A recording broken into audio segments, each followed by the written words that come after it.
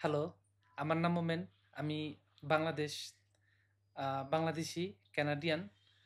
আমি নেপালে আসছি বিবাহ করার জন্য। তো আলপনা ম্যাম আমাকে হেল্প করছে।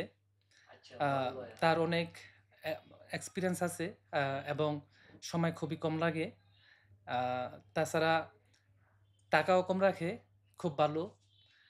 তো আমি বলব উনি কেউ যদি যে সময় কমের জন্য এবং টাকার জন্য আ চিন্তাভাবনা করে তো ১ম এই আলপনা বান্দেরি অ্যাডভোকেট খুব ভালো।